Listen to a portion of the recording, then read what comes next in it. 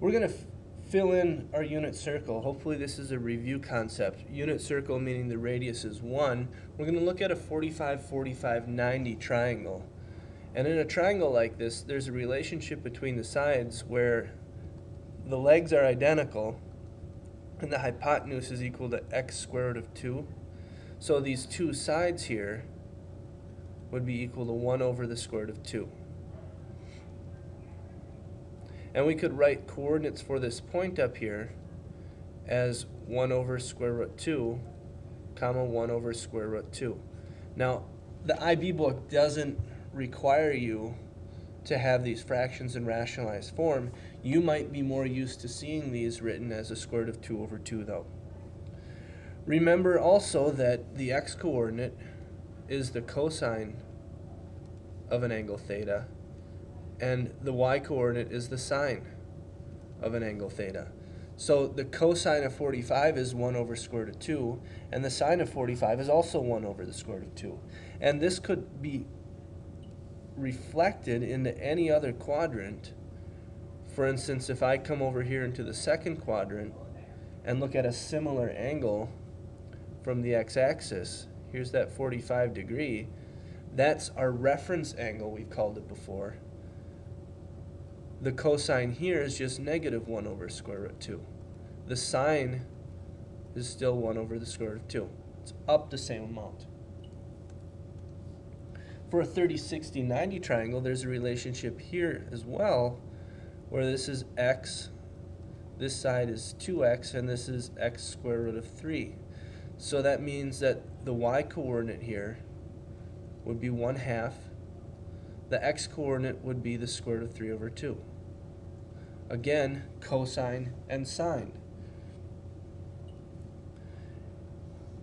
And we could change the orientation of this triangle to give us a 60-degree base angle, which means that the x-coordinate is now 1/2 and the y-coordinate is the square root of 3 over 2. And again, we could take this and translate this angle reflected into any quadrant. If we came over here, that would be 30 degrees more than 180 or 210 degrees. There it's just going to be the negatives for both x and y of this 30-degree angle up here.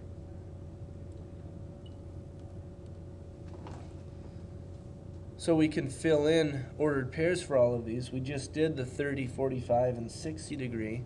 It's also useful to think about what the sine and cosine of 90 would be. That would be 0, 1 if you think about the coordinates on this circle.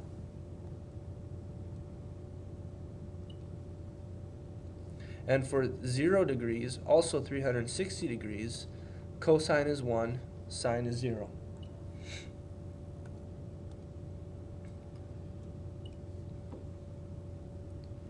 Sine of pi over 3, sometimes helpful to make a quick sketch. Pi over 3 would be 60 degrees, that bigger angle. The sine there is the square root of 3 over 2.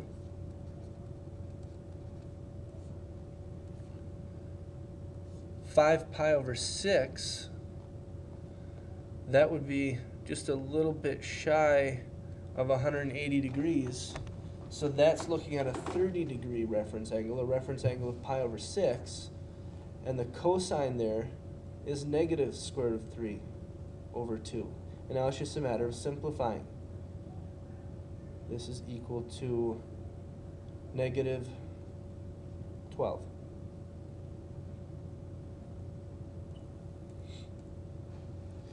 Two area formulas, AB sine C times 1/2. C is the angle in between the two legs. Here is. The second formula is called Heron's formula, and that's the formula we can use when we know all three sides of a triangle. So here we have a triangle has sides of 10 and 11, area of 50. Show that the included angle may have two possible sizes.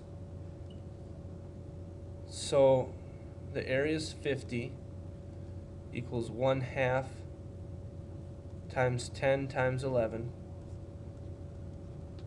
Sine of this angle, we don't know what it is.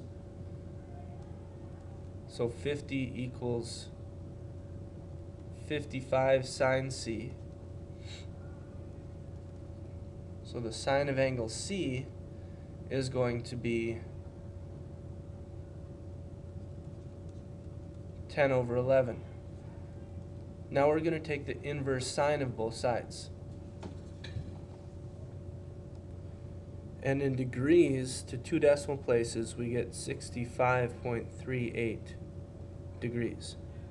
But because we're talking about sine, 65.38 is something like that.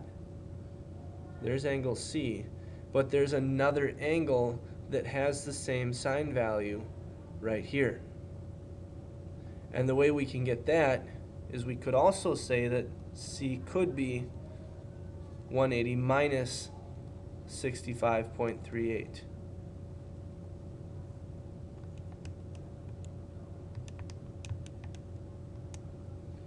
Which is 114.62. Both of these angles will work in this area formula. We just get two different shaped triangles, one of which would be an acute triangle here. The other one would be this obtuse triangle. They both have the same area.